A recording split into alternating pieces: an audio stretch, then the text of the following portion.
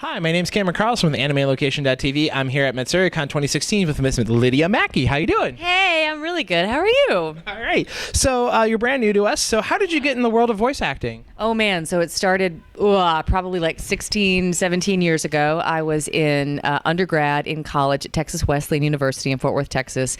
And a group of friends and I decided, let's go audition for this new company called Funimation. They're doing voice acting. Let's go see what it's like. So we went, and a few of us got some roles. And one turned into two, turned into three, turned into four. And you look up and 16 years later... You're here at Matsuricon. So that's kind of how it started. That's actually really fun to hear because we hear about that with Funimation in the early days where it's still at the bank, and stuff. Was terrible. The building was terrible. Yeah. And we always hear about how people were just literally knocking at the front door going, can I have a job? Like that's basically the early days of Funimation. Pretty much, yeah. So it says in your bio that you practice yoga and that you, and then how does it bring it back into voice acting? How did you discover that yoga is really a good tool for voice acting? Because actually we've never heard another voice actor discuss that before. Really? That's shocking. I think, a lot of actors use yoga as a way to stay in shape and to relax before a performance, for instance. So for me, I've been practicing yoga for, I would say now over 12 years now. We did a lot of it in grad school pretty intensively. And then post-grad school, I kept the practice up. 2 years ago, I went back and got my yoga teacher certificate, so I could teach it and strengthen my own practice. I personally, for me, it is more than just I'm going to stretch and do these poses. It is a way of life. It is very much the way I connect with my breath and the universe around me. Peace, love, and happiness. Yeah. So it's a really great way to get me in tune with myself. And I think in order for me to do my best work as an actor, where I have to, do anything with my body or my voice, I need to be fully in touch with myself. So yoga for me really accomplishes that. And it's super fun and everybody should do it. Yeah. Alrighty. So, as you're a prolific actress, you've been doing this for 20 years. What's it like? God, 20 years. I'm kidding. So, what's it like? A very big role that a lot of people don't think about is being Miss Lady Macbeth in Macbeth, and her important role in the whole story. So, what was it like when you had to take on that iconic role, considering that it's one of Shakespeare's best plays that they've ever written, and then on top of that, it's like taught in every school for high school. So what's it like being I've played Lady Macbeth on stage? It's pretty intense. I've been doing Shakespeare specifically throughout my entire career. So I played Lady Macbeth when I think I was like maybe 22 or 23. I'm 39 now. Yeah. So it's kind of like, wow, that was a really long time ago. Did I even know what I was doing or saying? I'd like to think that I did, but that play may well be my most favorite Shakespeare play, and I think it has to do with just the power structure and the struggle and all of the otherworldly supernatural forces that come into play. And I've directed elements of that play at the college that I teach at in a very shortened, kind of condensed version. But it was pretty amazing to play a role like that, to have that much power, particularly as one of Shakespeare's women. This last summer, I just finished playing Queen Elizabeth in Richard III at Shakespeare Dallas. Yeah. So again, you find these really strong, potent, amazing. I was trying to find another adjective, and that's the only one that could come to mind. Women in these Shakespearean plays, and being able to play any of them is pretty astonishing. I actually had his whole monologue memorized in high school. Did you? But I can't do it anymore because all I remember is the slings and arrows. That's all I remember. Yes. And of course, to be or not to be the beginning of it, but that's it. That is the question. Yep. So this year, theme for Matsuricon is all about pirates and being, of course, One Piece. So what's it like coming back with all your fellow Straw Hats, being here all in one place? I mean, you have 7 of the 9 main cast members are here, all these nice, supporting, wonderful voice actors and supporting characters. So it's like being here when it's all about pirates. Yeah, it's really cool. I know all of the other voice actors just from years and years and years of like rambling around the halls of Funimation together. But we never get to record together. It's always one solo person in the booth, so you don't really ever know what the other person is doing, for instance. So getting to come together to a convention like this with everybody for one purpose, and that purpose being this show, is really very cool.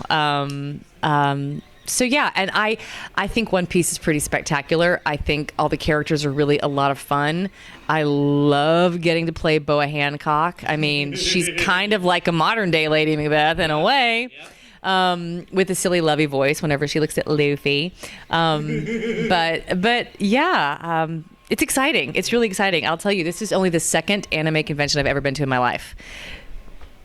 Only the second in all these years, and it's because of my theater schedule. I'm being a theater actor. It's like it's hard. So all that to say is that I'm thrilled to be here. It's wonderful. It's wonderful because, on top of that, you got Colleen. You always have to look at her and just go, it's Colleen. So, again, following with the Black Butler, you got to play Miss Lady Red, which actually... Madam Red. Yeah. So the reason I brought it up is because I actually love her story. And it's a very tragic story that reminds you of Macbeth in that way. Absolutely. And so, again... How did you go about doing her role? And then on top of that, you get to show off your British chops playing her. Right. Yeah. Gosh, I don't know. Whenever you get cast in a show, you don't always know what is going to happen. They'll give you kind of an overview of where the story is going to take you. So, you may be several episodes in, and suddenly you get hit with the realization that, all of a sudden your character has to make a major discovery and a really big shift and an emotional turn. Yeah. And so you just go, okay, let's do it.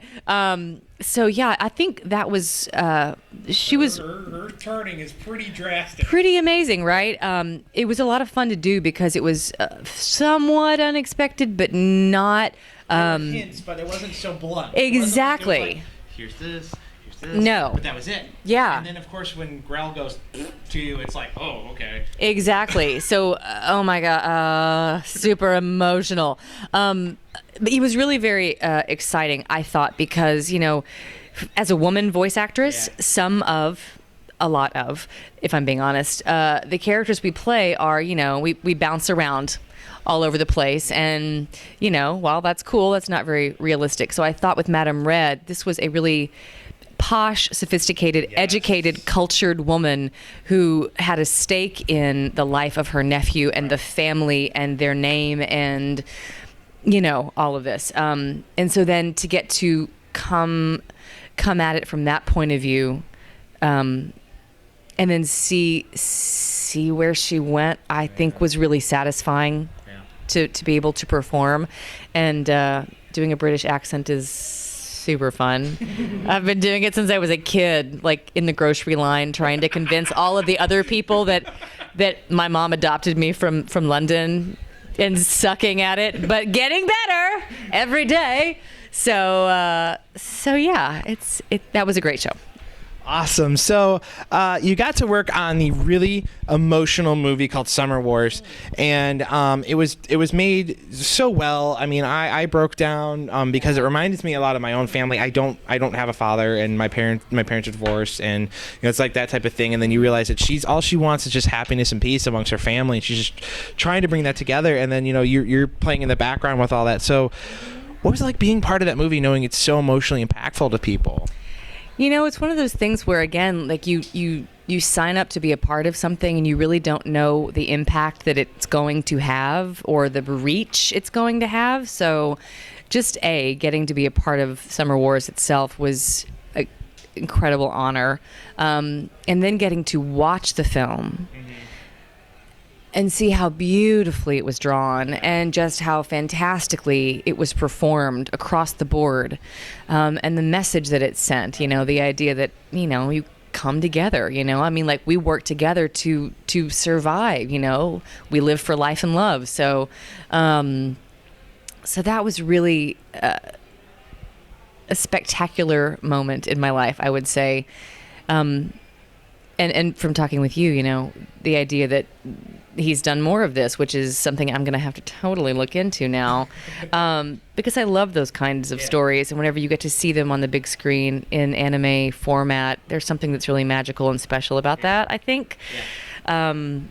So yeah, and it makes me a little sappy and weepy because when you're a kid, you have a big family, and for me, my family's kind of gotten smaller. Yes. As I've gotten older, Yes. people have kind of jettisoned off for various and sundry reasons. So you find yourself with this little core group of people that really matter, that are there for you when you need them. So I think any kind of message like that to tighten the bonds that you have with the core you've got is powerful. Yeah.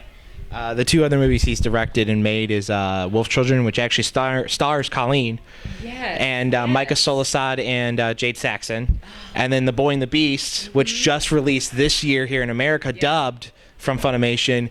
Eric Vale and John Swayze are both the lead characters in that, along with Lucy. Oh, that's so it's and Ian's in it too. I know all those people, so I'm gonna have to check them out. That's awesome. So another hit show that you happened to be in was Full Metal Alchemist. Yeah. What was it like bringing one of the 7 deadly sins to life? Oh, it's pretty awesome. Although whenever I discover when they told me yeah, you're gonna be Sloth, I was like, what? Sloth? She's so lazy. I'm like, no, she's really not. Yeah. Not quite that. I thought it was really very cool. What I liked was, again, the arc that I, as the voice actress, had to take, because I started out as Trisha Elric. I started out as their mother. And when she very tragically, sadly died and left these poor children alone, and they tried to bring her back through their alchemy, they released all these crazy homunculi. And so all of a sudden, boom, up comes one of them being Sloth, me, a.k.a. Juliet Douglas. So all over the place. So getting to play one of the 7 deadly sins was I think really very cool to be a part of that. And honestly, that show was one of the bigger shows that I kind of started to get known for. I've been doing a million other things for years and years and years and years, but that one really took off. So yeah, I don't know what else to say about that. It was super cool. Unfortunately, the license just ran out, actually. It's going to run out this year for Funimation in order. So if you're a fan of it, you have to pick it up real quick because they're putting it on a special Blu-ray DVD combo pack with all this other great stuff. So yeah, this is the last chance to buy it from Funimation. Oh, that's good to know. Yeah. I'm learning so much here today. I love this. Alrighty. And now, are there any upcoming projects you want fans to know about at this time? We know about the pesky NDAs. So is there anything that you got in the works that you want fans to know about? Again, non-disclosure for a couple of things, so sorry. But things that are recent and upcoming that are not anime, so things that are recent, for you video gamers out there, I am playing Umbra in Battleborn. And a little more old school is Agent Athena in pre-sequel Borderlands. What now? Yeah.